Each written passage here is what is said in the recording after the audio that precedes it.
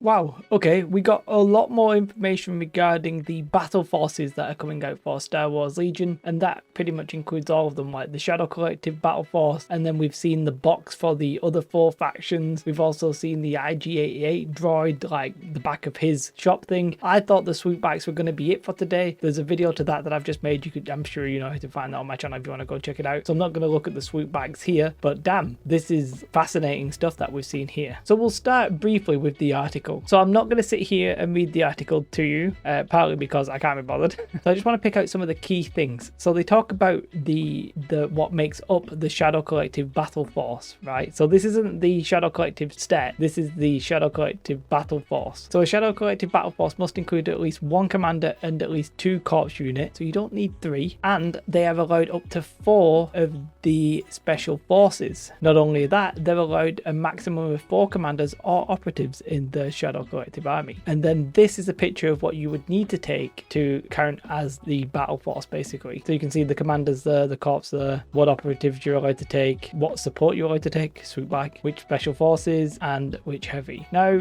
a bit of me is like, did they really need a battle force at this stage? Like, maybe it would have made sense to do it later, but it is what it is, and you can see the full restrictions there. So you need a minimum of 1 commander, 2 to 6 corps unit. I just realized, why does it say 1 and like 0 to 3? Why didn't they just do like 1 to 4? It is what it is. Up to 3 support, 2 heavy, and up to 4 special forces. So that's what you need. Then, and this is the bit that I'm not going to read through all the way, because quite frankly, to put it all together in my head, which units getting what, it's just an absolute mess. So it sort of goes through what units are going to have what. So, and I'm just not going to read it. It's just not worth it from my point of view. But this is also not the most exciting stuff for me. Like, this is nice and all, but the key thing is the extra stuff that we've seen. So let's start with IG-88. So this is the back of IG-88's box, basically. So I've been calling this IG-88, but it's actually IG-11 and IG-88 because it's actually like 2 miniatures. You're going to get 2 unit cards, 5 command cards, 2 upgrade cards, token sheet and insert sheet, right? But IG-11 here is talking about its self-destructive mode, so, you know,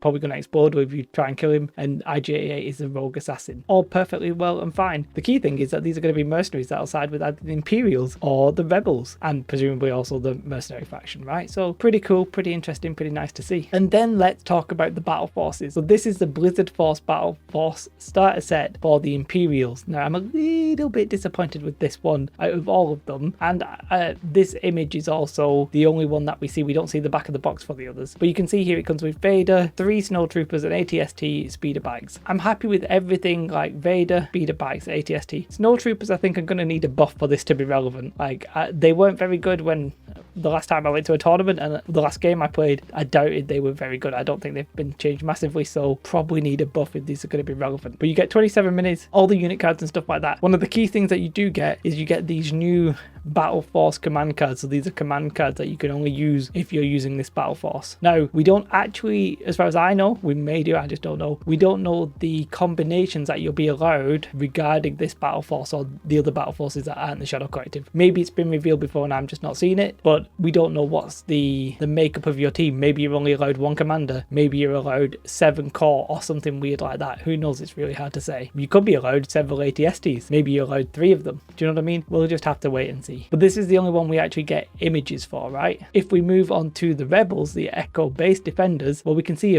the box art, sure, but we actually don't see what's on the back. But that's not a problem because we can read. Just about learned that today. So in this one, you're going to get 4 units of Rebel veterans, and this is why I'm like, well, this is way better than the Imperial one straight off the bat. If snowtroopers are useless, Rebel veterans are alright. 2 units of Tauntaun riders, that's nice, and FD laser cannons, also pretty nice. And then commanders, this one pops off because you get Leia and you get RTD2 and C3PO, as well as good old-fashioned Chewbacca, and you get all the command cards and stuff like that, as well as the Battle Force commander cards. So yeah, this one I think is pretty decent. Now these are designed, and let's talk about that price in a minute. These are designed as like 1-player starter boxes, basically. So you're supposed to buy this, you'll have 800 points, and you'll probably buy that little like I don't think, to my best knowledge, I don't believe that they come with the range finder and all those tokens and stuff like that. You'll have to buy the starter box on its own kind of thing, so that's okay. But yeah, this one for me is decent. Again, they say in stock, and I'm like, are they in stock? I don't get it. I don't quite follow that, but it is what it is. So let's move on to the Separatist one, the Invasion Invasion Force, and this one's alright as well, I think. You get 3 units of B1 battle droids, 2 units of Droidicas, an AAT Federation battle tank, and a unit of Magna Guards. Fine.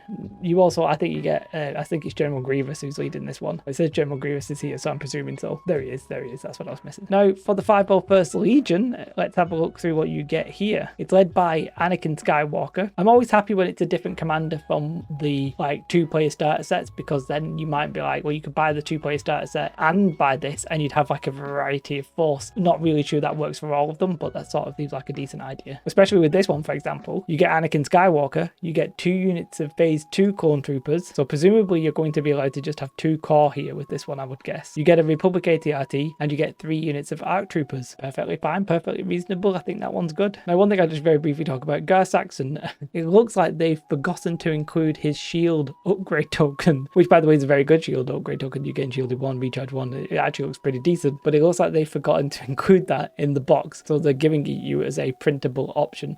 That is what it is. It's sort of funny. Now, there's a couple of questions that I don't know the answers to. As I said, I don't know the combinations that you're allowed, the organization chart. I don't know that. Maybe that's been revealed elsewhere. I'm a little bit intrigued about these Battle Force command cards, because presumably if I already have the miniatures, like I already have pretty much everything that's in that Battle Force for the Imperials, and probably some of the other ones as well, but I don't have the command cards. Are they going to be included in the card pack? It didn't necessarily seem so, but maybe they are. Maybe they're just going to be included there, or are they going to be available maybe just on their own? Are you going to be allowed to print them? Like, weird kind of questions with that, but ultimately I like the look of them. I think the Imperial one is just a bit meh. Like Vader, you get him in the core set. Snowtroopers you don't get in the core set, but I like generally seen as the 3rd worst core choice you can have for the Imperials at the moment, unless the meta's changed and I've not realised. You get speeder bikes, they're in the core set. You get an ATST, which to be fair, pretty decent. But yeah, they're the battle forces. Like, pretty big news.